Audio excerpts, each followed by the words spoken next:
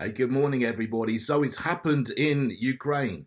Russia has officially recognized the four oblasts where there were referenda, Donetsk, Luhansk, Zaporozhiye, and Kherson, as part of Russia, as part of the Russian Federation. So going forward, whether you like it or not, Putin, the Russian government, Russia considers those territories as part of Russia. So if there's any more conflict in there, they will consider any shelling of Donetsk city, which has been going on this year, as it has for 8 years, as an attack on Russia itself. So that is an escalation of the situation after the previous escalation earlier in the week, where Nord Stream 1 and 2 was blown up.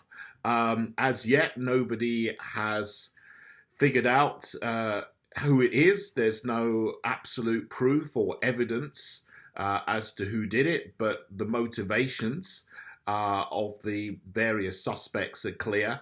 And I did a poll on this on social media, and nearly 78% of people think that it was the USA that did it. Now, when you say the USA, we have to distinguish between the American people, who are good people, and the government and the deep state and the people who are using America and its military industrial complex for their own ends, which is completely at odds to the good American people that you find all across, the country, the nation. You have to make a distinction there. But the American deep state, if you like, is pretty wicked and started wars for decades. And, we can go back to, all kinds of false flags in the past. But that's obviously is something that is, with Nord Stream 1 and 2, is escalating tensions at the moment in this current situation. So I wrote on social media yesterday, look, this has happened. What we need to do now, as I've said since the beginning of this in February, is do everything we can to de-escalate the situation, to take tensions out of the situation. Even though they have been ramped up and up and up this week, we still need to try to do that. And some people said, yeah, I agree. Some people said, oh, you're just like Neville Chamberlain. He did an agreement with France and Hitler and agreed for Hitler to annex 20% of Czechoslovakia. And the next thing you know, he'd marched into Prague. That's true. That happened. And I think there is a genuine concern that this situation is like what happened in 1938. But I don't think that is the case. I think the situation is more analogous to things that happened in Yugoslavia. First of all, Kosovo, former Yugoslavia, Kosovo gained independence from Serbia. And they had a referendum, they voted to leave Serbia, and the West supported them wholeheartedly in leaving Serbia and becoming an independent nation. Now we have exactly the same situation in southern and eastern Ukraine, with regions where there are majority ethnic Russians. In Donetsk and Luhansk, they have been fired upon and treated brutally by National Socialist elements in Ukraine over the last 8 years and even this year, and they're voting to leave and go into Russia for the protection of someone that they think can protect them.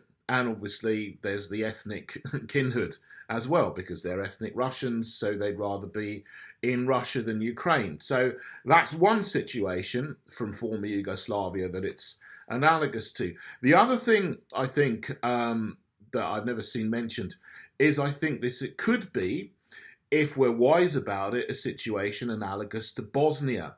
Now, I lived in Bosnia for 2 years. I taught there, but not during the time of the war in Bosnia, but 15 or so years afterwards. But during that time, of course, we know the Serbs were fighting the Croats and Bosniaks.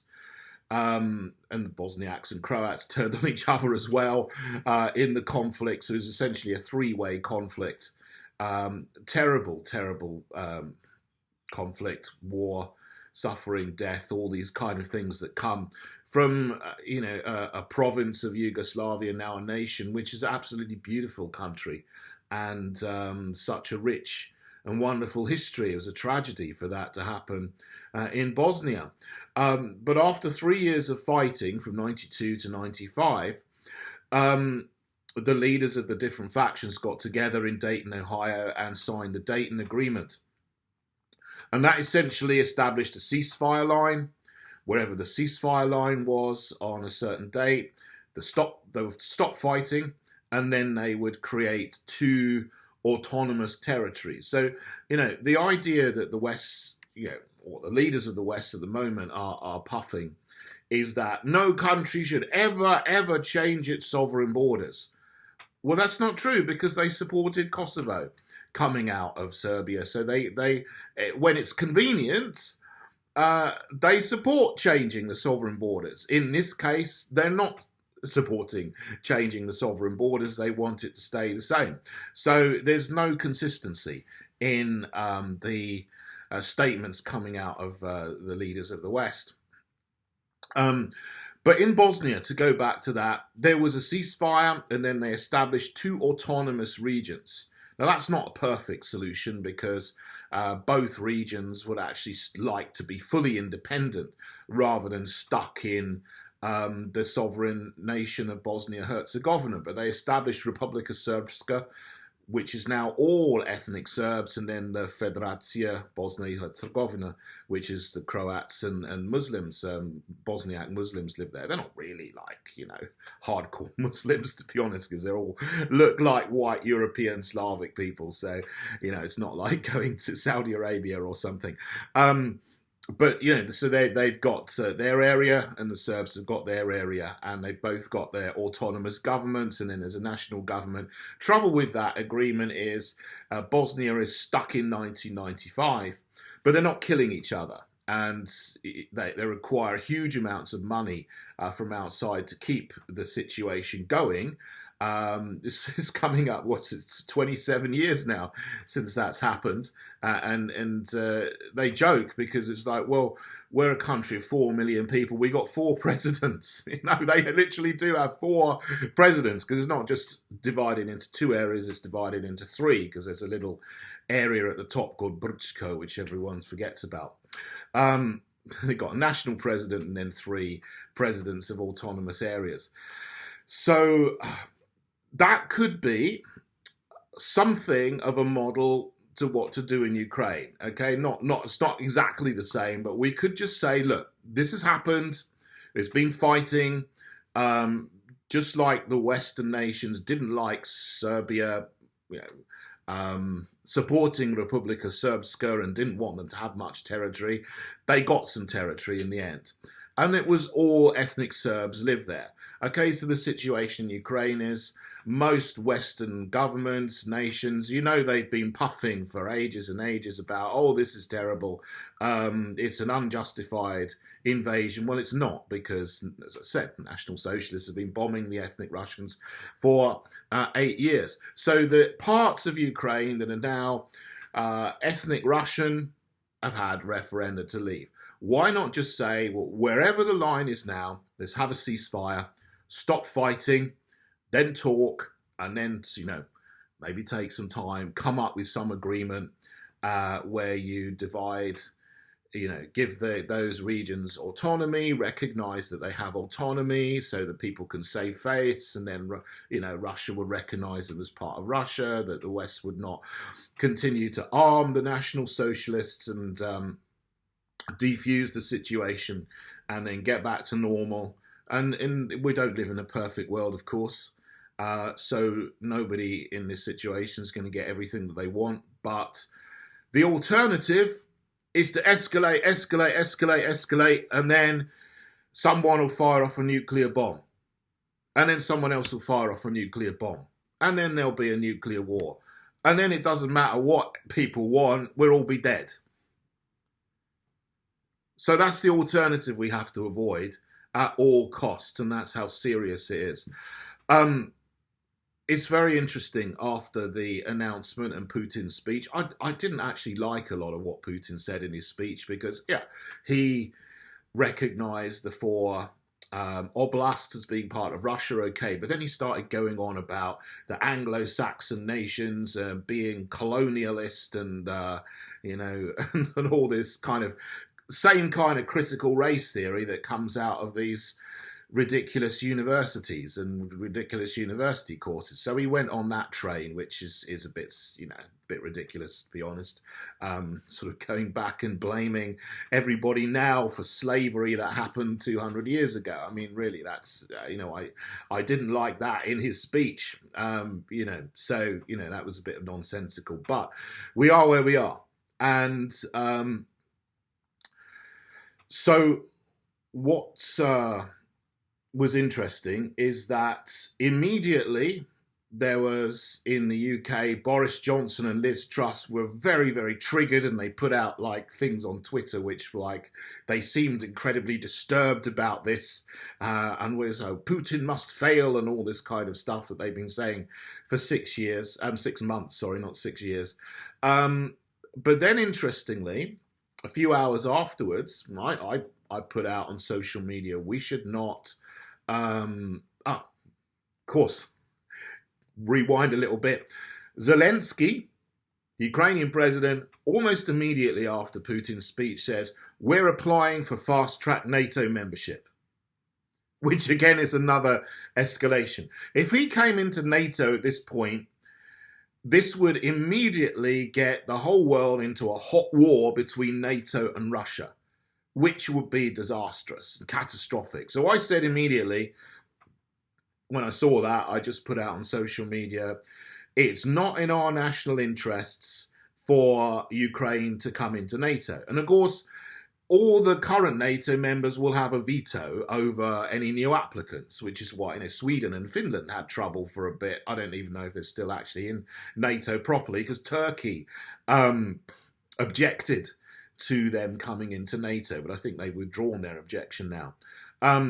But, if Ukraine wants to come into NATO, every single current NATO member would have to agree that they can join the club, if you like. So I said, this is not a good idea, especially at this time where we need to de-escalate and not get into a nuclear conflagration. That's when people started saying, oh, you're just like Chamberlain.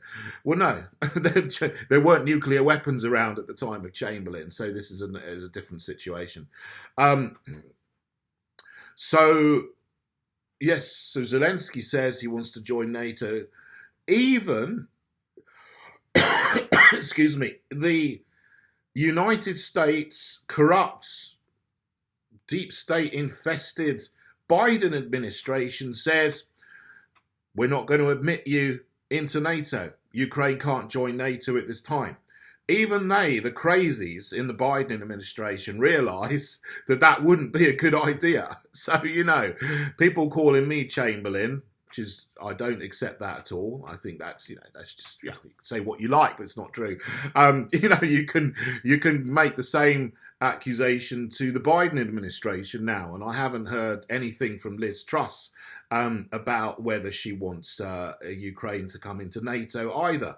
The biggest of hawks and the biggest of warmongers are not even themselves saying that Ukraine should join NATO, because they realise getting into a hot NATO-Russia war, is not going to be a situation that anyone can win.